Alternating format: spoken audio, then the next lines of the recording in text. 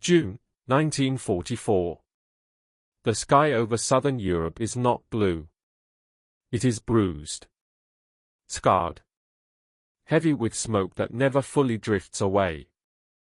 At altitude, the sun still shines, but it feels distant, filtered through layers of exhaust, or vapor, and the ghosts of aircraft that never made it home. This is the airspace of the 15th Air Force, and it has become a graveyard for the inexperienced. A place where confidence evaporates the moment engines reach full throttle, where men discover, too late, that training manuals do not bleed, but pilots do. The veterans know this sky. They have survived it long enough to stop fearing it. They speak of it casually, like old sailors talk about storms they have already endured. But even they lower their voices when they mention the German aces. These are not fresh pilots rushed through shortened programs. These are men shaped by years of combat. Men who learned their trade over France, over Russia, over Africa. Men who have turned dogfighting into instinct. To them, a new American pilot is not an opponent. He is a calculation. A fuel problem waiting to be solved with bullets. Into this sky comes Second Lieutenant Robert Goebel. 19 years old. Still carrying the faint traces of childhood in his face. Still young enough that his uniform seems to wear him, rather than the other way around. When he walks across the airfield, ground crews glance at him and then look away. Pilots notice, but do not comment. In wartime, silence is a kind of mercy. Goebel hears the whispers anyway. He hears them in the barracks at night, when the laughter grows thin and the jokes stop landing. He hears them in the ready room, where conversations pause just a second too long when he enters. He hears them in the air, too, though no one speaks. He hears them in the way veterans fly, tight, disciplined, unwilling to adjust for him. He is expected to keep up. Or fall behind. Either way, the sky will decide. On his first missions, Goebel feels the weight immediately. The engine vibrates through his bones.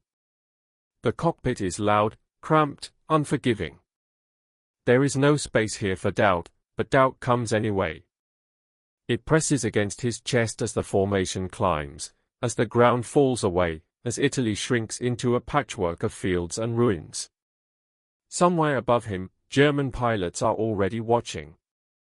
Somewhere, hands rest lightly on triggers.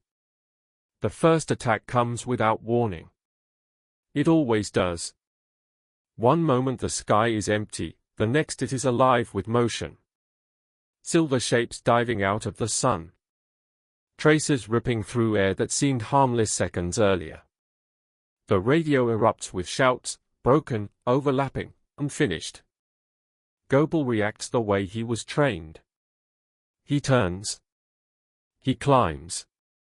He follows the formation. And he survives. Barely. When the mission ends, he lands with hands shaking so badly he has trouble cutting the engine.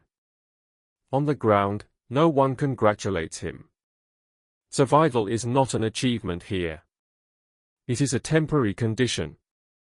Days pass. Then weeks. Each mission strips away another layer of illusion. Goebel watches pilots die. Not dramatically. Not heroically. They vanish. A burst of fire. A sudden roll. A plume of smoke spiraling downward until it disappears into cloud or terrain. Sometimes there is a parachute. More often, there is nothing. The veterans do not talk about it. They cannot afford to. But Goebel sees the cost in their eyes. In the way they stare too long at empty bunks. In the way their hands linger on photographs before tucking them back into pockets. Experience has not made them fearless. It has only taught them how to function while afraid. Goebel listens.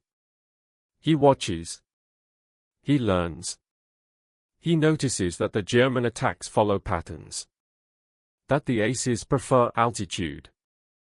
That they trust speed and vertical maneuvers.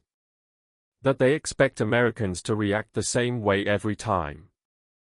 He notices, too, that the veterans on his own side have grown accustomed to responding predictably. Training reinforces it.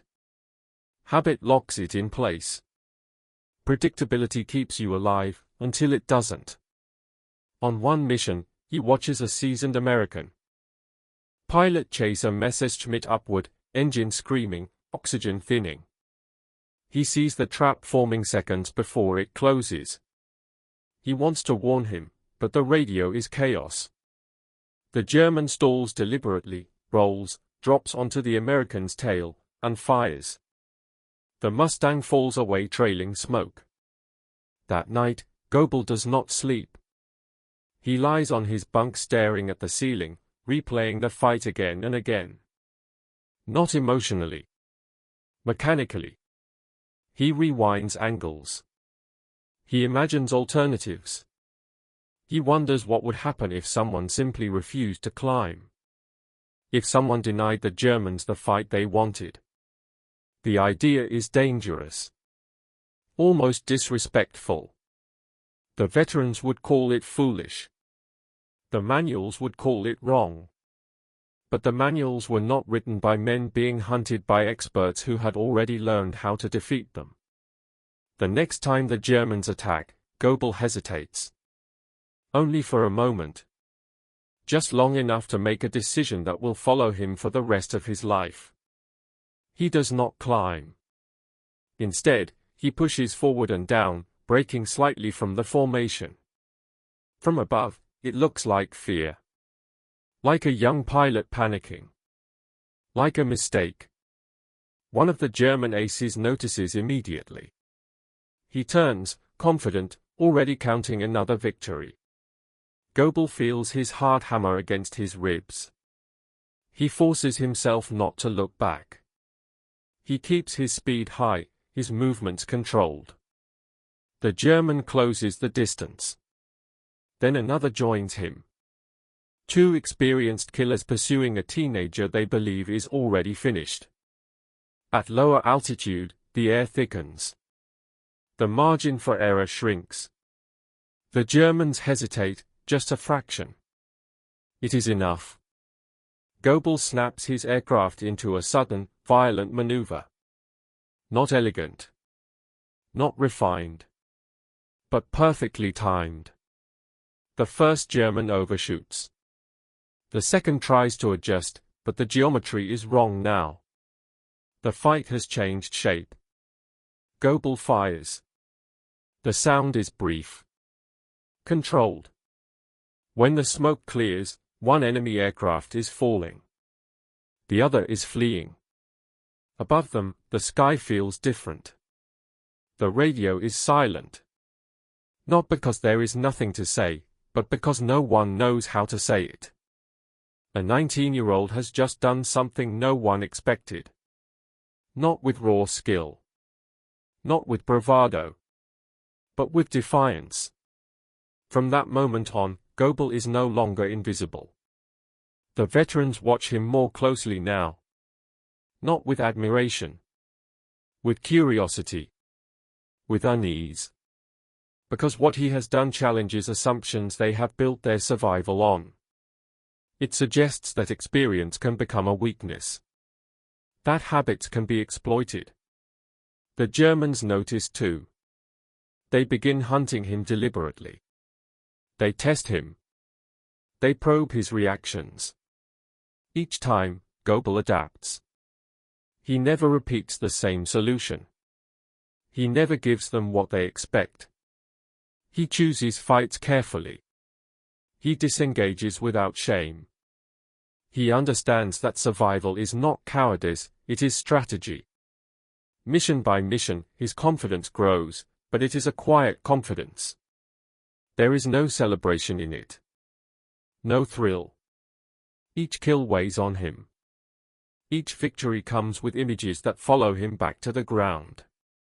He sees aircraft falling in his dreams. He wakes with the taste of cordite in his mouth. By the end of his tour, the boy who arrived as a liability has become an anomaly. Not an ace in the romantic sense.